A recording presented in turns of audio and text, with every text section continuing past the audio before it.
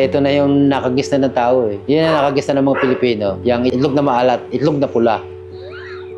Talagang pag-uukulan ng pansin talaga yung pagluluto. Hindi pwede basta-basta na lang na nagmamalat. Kailangan talagang pinag-aaralan mo magaling. Hindi basta-basta. Kasi yung proseso matagal. Sayang, pag kayo nasiraan, minsan binabalik ng customer pag gano'n. Kaya minsan nagiging aral rin sa amin pagka kami nasiraan ng itlog ng malat. Kaya naman nga, pinaperfect namin na hindi magkaroon ng depresya ang itlog ng malat.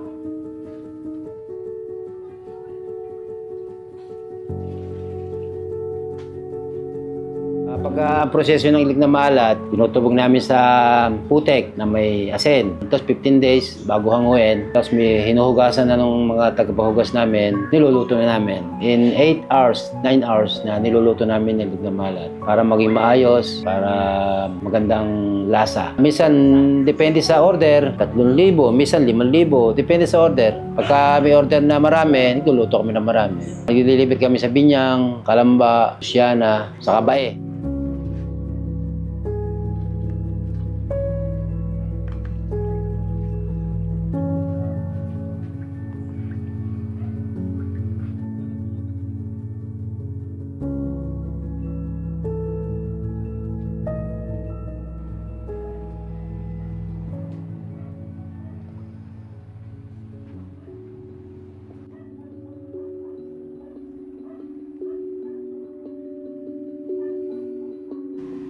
Ako si Alex Gonzalez. Nakatira dito sa Francisco, Victoria, Laguna. Meron akong konting business na Alex and Gigi, Salted Egg. At meron dito akong konting balutan. Magpapatuloy kami sa aming negosyo. Talagang inialam namin na maging maayos ang aming hanap buhay. Kasi ako'y nakapagpatapos ng aming anak. Napupuyat, pero nandun pa rin yung pagsusumikap namin na makapagpatapos ng anak. Ayun, mga tapos ng aking mga anak. Meron akong nasa barko, meron akong mga nasa business. Kahit kami may edad na, papatuloy pa rin kami sa aming negosyo para kung merong mga anak na may magmamana ng aming negosyo, talagang sa itutuloy nila.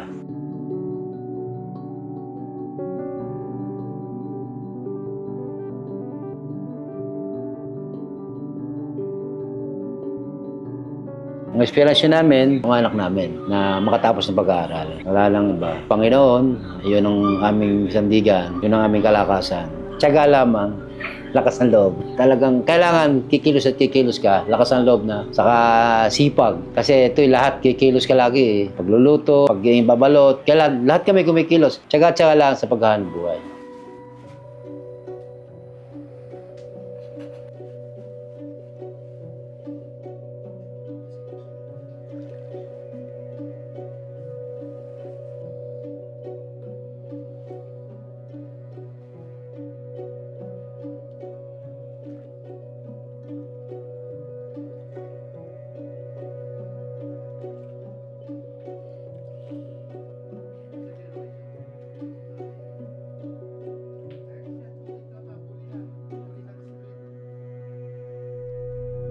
Sa mga customer namin na interesado sa aming hanap buhay, itlog na maalat, sa kabalutan, pinopromote ko po yung aming hanap buhay, aming negosyo, tangkilik yung po ito. Salamat po sa mga customer namin na tumatangkilik, dagdagan nyo pang order nyo.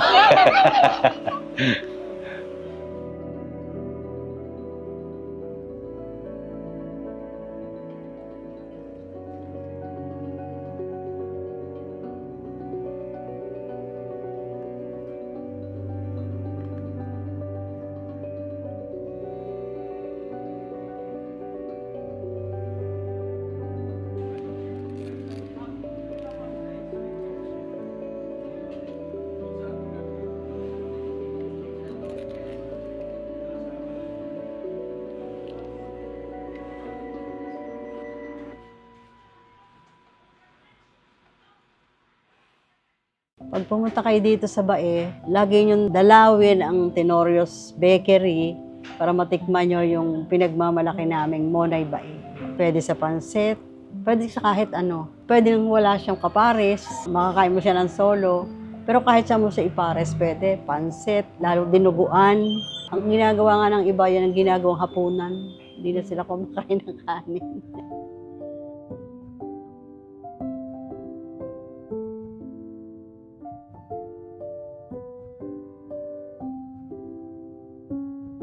Ako si Isidra Abalayan Tenorio. Pero ang tawag sa akin, Nanay Ising. Ako yung asawa ng si Pedro Tenorio, yung ng Monay Bae. Nag-umpisa kami 1969. Kasi yung pinsang buo ko, marunong mag-bakery. Sabi nila doon sa mister ko, pare mag-bakery tayo. Sabi naman ng mister ko, ay ayoko mag-bakery kung di ako manager.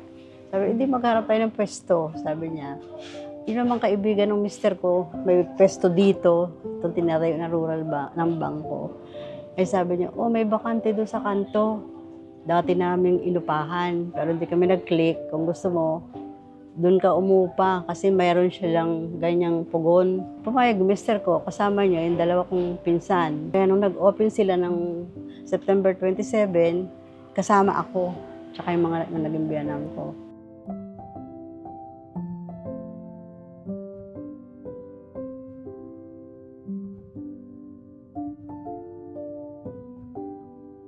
Nung nandoon pa kami, hindi pa naman kilala yung Monay Bae kasi ang lang namin noon, yung mga karamihan pandesal. Kami sa pandesal noon kasi ang lutuan nga namin pugon.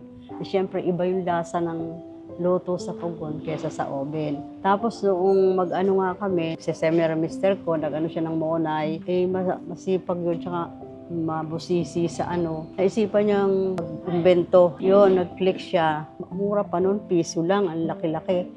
Dahil doon, 11 pesos lang isang sako ng harina. Meron namang pinuno ng bayan na naaamoy niya yung tinapay. Pag oras, 2:00 lang kami ng hapon nung nagluluto ng Monay.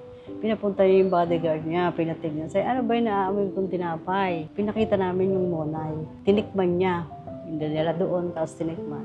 Tapos yun, nagpabili. Gusto lang niya tostado. Yung mataas na yung mayor na yun, pag may bisita siya, nag-order sa amin ng Monay. Siya diyang ipinakakain. Siyempre, yung mga nakakakain, sabi daw masarap. Nakakilala yung Monay dahil dun sa mayor na yun. Siya yung nagbinyag ng Monay Bae, kaya naging Monay Bae. Pero parang naman pangkaraniwang Monay lang yan ng permero nga eh.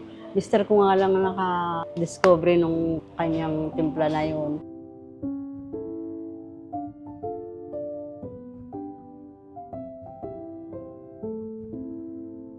Nakapag-aral lahat yung anak ko. Yung panganay ko, doktor, nasa UK. Yung pangalawa ko, profesora dati sa LSPU sa San Pablo. Yung pangatlo ko, nurse, nasa Australia. Yung aking babaeng pang-apat, siya kong kasama dito, naman siya, business administration sa Letran. Yun, malaking bagay sa amin dahil kami nag-umpisa sa wala. Dahil yung naging puhunan namin doon nung araw, 200 pesos lang, utang pa sa yung may tubo. Yung gano'n. Tapos yun, marami kami naging suki, nag-deliver kami sa Kalawang, nag-deliver kami sa Los Baños. Tapos pagpapasko, bagong taon, ang daming umu-order dito yung tasty, mga taga-pila, basta yung buong ng Laguna. Kaya kami nakilala din sa Laguna. Tsaka yung Monay noon, dito dumadaan kasi yung bus, yung mga asawa ng driver at conductor ng bus, pumipick up dito ng Monay. Tinitinda nila, may siniluan, may mabitak, yung basta lahat sila. Kaya nabaybay yung mga Kaya nakilala din yung Monay. Isa pa yun sa naging ng Monay.